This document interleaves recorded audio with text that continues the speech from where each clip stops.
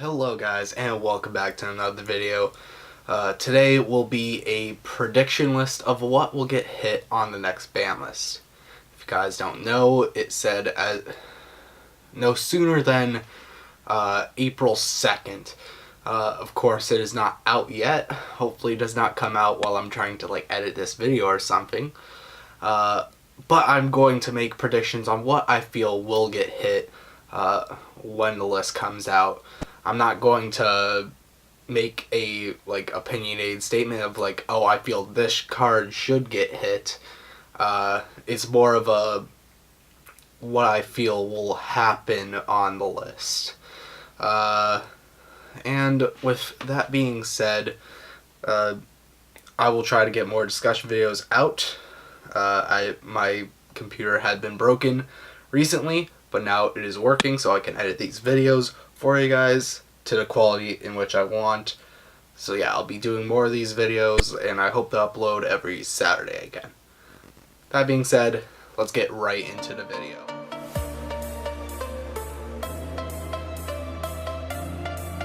So let's talk about the cards that I think will get banned. I feel, well, there's always the FTK card.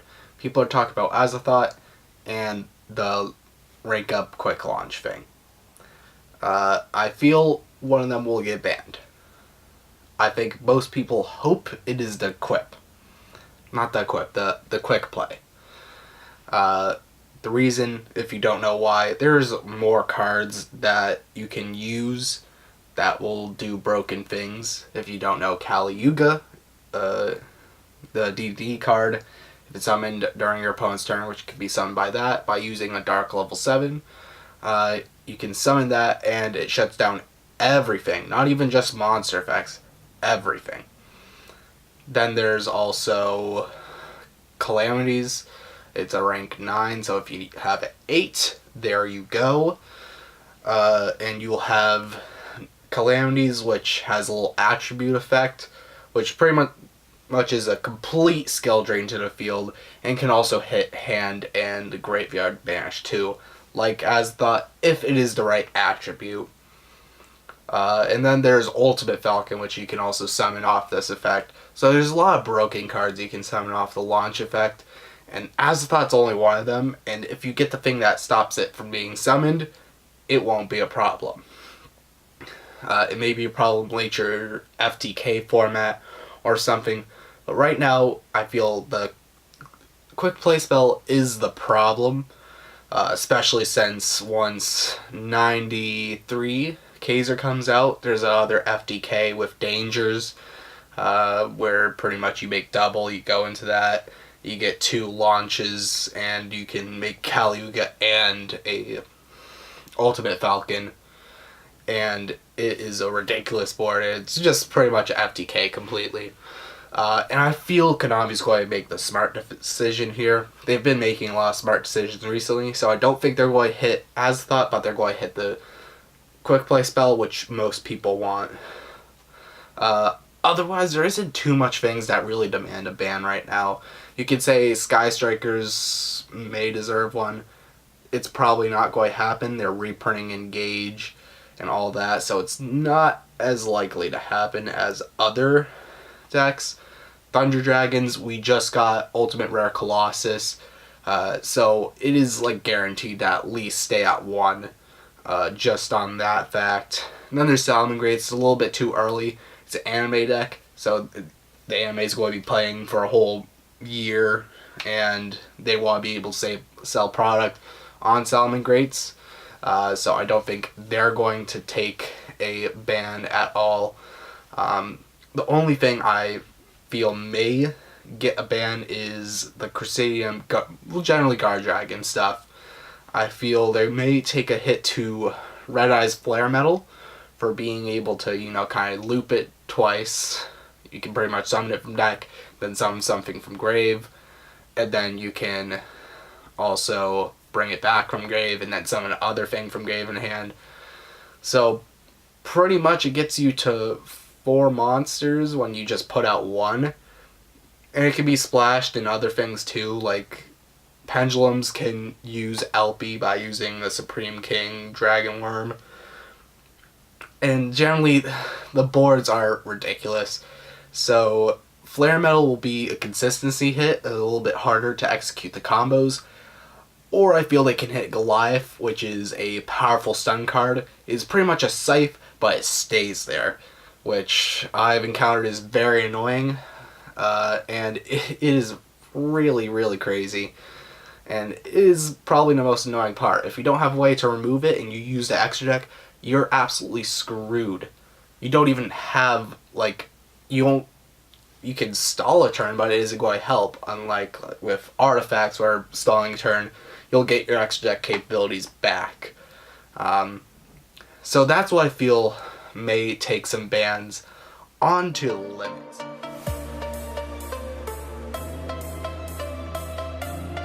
On to limits and semi-limits. There's only one semi-limit I really want to talk about. Well, possible one. So, just hitting all the decks that are currently, high in the format. For Sky Strikers, I don't think they're going to do much. The deck should still be alive after whatever hit they may give it. They may not even give it any hits at all. But Engage is almost safe because of its reprint coming up. I think Widowmaker, if they hit that to more than, if they put that to 1, the deck cannot play. Well, if you want to recycle it with multi-roll, it's well, you're screwed after it's lost. Since it's a grinding game deck, I don't think they can live with only 1 anchor. So the only hit I would likely see right now is Kagari to 1. The add back is an important part of the deck. I could put Shizuku to 1, but they wouldn't care too much about that one. But it does have a lot of power for a deck. It's the one hit they could do without killing the deck. That's all I would see them doing for Sky Strikers, if they're to do anything at all. There's then Thunder Dragons, which I believe Colossus will be put to 1. It has an ulti reprint coming. This could mean they keep it at 3, but I think 1 is just easier because it's a little bit ridiculous to handle multiples. I think they realize that. Dealing with 1, even though it's still a big problem, I feel more decks can then just handle that 1.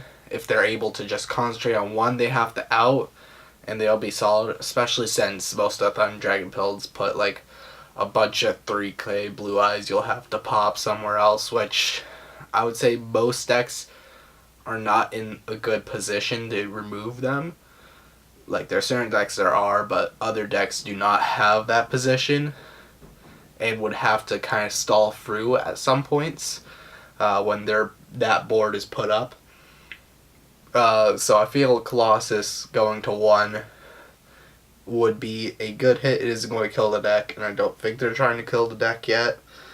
They're probably trying to get a Mega Pack reprint with it before they let it go. But that's what I think is going to happen. Thunder Dragons and Salamangreats. That's a very weird one. I feel most people say they're not going to make any hits to Salamangreat. And to an extent, I can agree with that. I don't feel they'll ban anything. I don't think they'll really limit anything. But I see a few possibilities of if they are going to do a hit. Here's the routes I feel they do. They're putting it to 1, a specific card. I would feel they do it to Circle, or they would do it to Lady Debugger. These are cards that help you, get to Gazelle and that stuff. They can search you anything. And we all know Gazelle is the staple point of all the combos. So, in return, if they hit that to any number, it's going to hurt the deck more than anything else. But having the search cards get hit, it has a unique way of hitting the deck because you're less consistently going to just get to that Gazelle by those means. But also, when in a unique situation, it's less likely to draw upon those cards, which can you those like weird one-ofs you do play in the Salamangreat deck or something like that. So I can see that hit happening. I can also see Gazelle too. Don't know why. I feel they could make it hit to Gazelle, but I don't think they would go to 1. I think that's a little drastic for something they just put up, especially when like Sky Strikers has been out for almost a year at this point. To hit something after 2-3 months of contention in the game, it just doesn't make sense. Especially when it's one deck you go and make more stuff on and make more sales with. So that's what I feel like they may do to Salamangreats. There's a few other cards I can see going to 1. Of course, SARYUJA. We couldn't leave that out. People say it should get banned, it should go to 1. I think most people agree with that. Unless they have like a whole collection of 10 SARYUJAs sitting there. Most people say, I have 2. I still admit it should go to 1. It is bad if you can summon multiple of it. You are going nuts if you summon multiple. And at that point, it's just ridiculous. Especially since you could just use your first SARYUJA for second SARYUJA. And it becomes a problem. Like, I like the card a lot. I feel it is balanced. But not at when you can go into multiple copies. If they put a hard once per turn on the effects, it would have been perfectly fine. But they didn't, which was fine for a while. But now it's just started to become a problem. And putting it to 1, I don't think anyone will be extremely mad by it. It'll be completely fair. You can still play your 1. I don't think it deserves a ban, though. It just doesn't seem that overpowered. It isn't like crazy, like Gunblar Dragon ripping cards, being super oppressive. It just helps you get advantage, and it's fair in the advantage it does get you. And then there's... Okay, so this is going to be more my opinionated side. People want Scythe to get hit. Or, you know, the artifact engine, it's oppressive, you can just summon it. It's super annoying, right? It's kind of just a, oh, did I open Sanctum? Hey, if this deck plays extra deck cards, well, I just shut them down for a turn.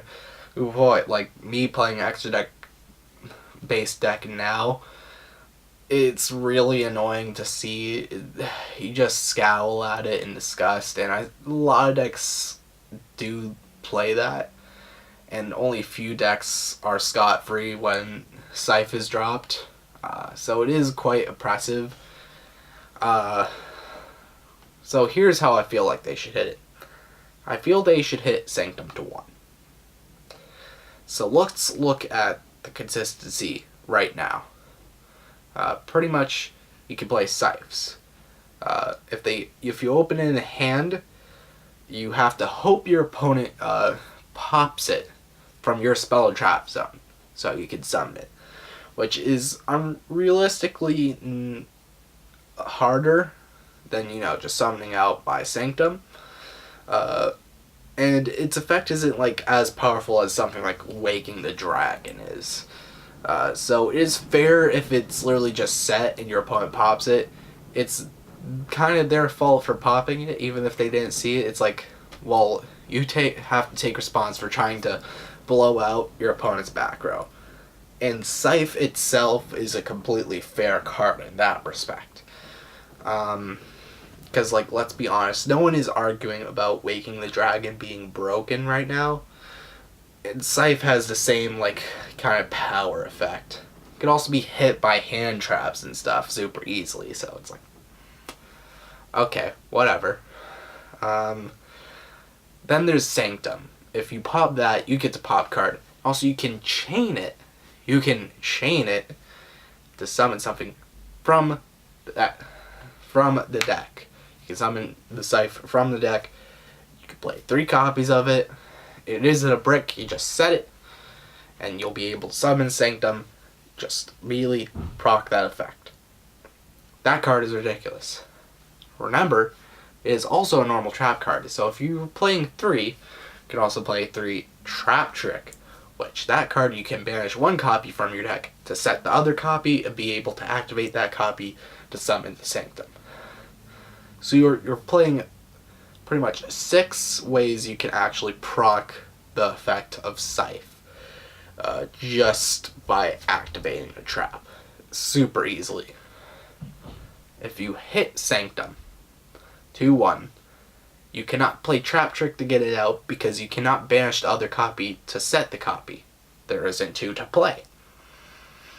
So you've then knocked down more 5 ways of getting Scythe. So will it destroy Scythe from probably being in the meta? Yes. And is the car super fair now? Yes. And there's no reason to play just one Sanctum and like one Scythe. It's like Terror Top at that point. That's my little opinion on that. But those are the limits, semi-limits, I feel like are quite plausible for the list. On to the off the list.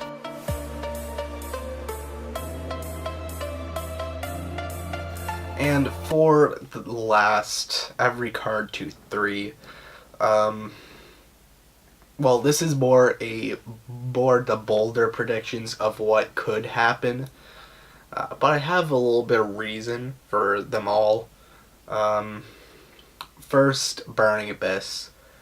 So if this is coming around more May-ish, we're going to have Cherubini coming out, and it is likely to, you know, when they made reprints for Necros, they released a few more Necros cards off the list. It would kind of make sense for Burning Abyss to get that same treatment with them getting Cherubini. Sure, they didn't do it with like Crowley from, was it the Dual Power set, and they just let Judgment off the list, sure. But they could do some possible, you know, things, because certain Burning Abyss cards that are on the list aren't too bad. There's 3, Beatrice, Graf, and Seer. So Beatrice, that's going to stay at 1. Making multiple Beatrice is ridiculous. I would say it's just crazy in what it can do. Just having the free dump at any point in time is ridiculous. Not even locked into the archetype. What I feel is most likely, and the most safest one, would be Graf to 2 or 3. This one is the special summon from the deck, and you say, oh, that is the very overpowered to summon from the deck? That is ridiculous. But when you look at the things to summon from the deck, it isn't too hot, especially when most of the deck is now not like Burning Abyss names, and just a bunch of other things. Sure, you have Cherubini points to protect stuff, but Graf is not going to do too much, I would say, if it came off. It would incentivize more putting in Burning Abyss cards, which is probably a good thing, because it's generally more extenders or more boss monsters at this point, and less of Burning Abyss. So putting Graf to 3 would make the deck more, you know, helpful in that right. And it would help in those weird hands where you open the Graf and you don't really have a way of putting it out without proccing its effect. So that is a thing. It will help consistency, because sometimes you do not want to draw the Graf, but you can work around it. And then there's Seer, which is pretty powerful. You get to summon a Burning Abyss from the grave, which you'd say, yeah, I'd rather take that to 3 over, what is it, Graf. Yeah, no, Seer is ridiculous. Being able to summon from grave, you can summon pretty much any Burning Abyss besides the fusion. You can summon the XYZ, and when that thing's sent to grave, you get to add 1 back to hand. So you just get to add Seer back. You can pretty much just loop that all day. Think of having 3 of it. Then you can consistently do it like during your turn and your opponent's turn, a crazy amount if you have more than 1. So let me tell you, I'll combo off if you give me multiple seers, for sure. So probably the safest thing if they want to release anything would be Wrath, Seer, and then Beatrice. So I can definitely see Wrath coming off. So maybe look forward to that. There's also, well, Necros. They could give more cards off the list. They could put Unicorn to free, which it is a powerful card for the deck. Totally. Because it has a few protect the castle strategies within it. So that's a aspect of it. Putting the Sure at 3 or Unicorn at 3, you know, it helps out the deck. They may just do that to, I don't know, sell more dual power. They probably sold enough, but, you know, they do what they do. I can also see Monarchs getting a few, like, releases off the list. They did just get STORMFORTH to 3, and the deck's still doing absolutely nothing. It's shown up, I don't think, in a single regional top. So, like, they can look at it and be like, I don't know if they're looking at it as, like, a true Draco thing now, but they can look at it as, like, oh, Monarchs are still not doing nothing with their searchable, like, remove anything from field card. So, you know, with that to 3, they could put Pantheism to 3, Aether to 3. I don't know what they're going to do, but they can definitely do some things to it, and the deck will be perfectly fine, and probably not become broken. So I can totally see things come off for Monarchs. And that's about it from what I've seen that can come back and may come back, just to, like, a little bit of patterns of what has been released.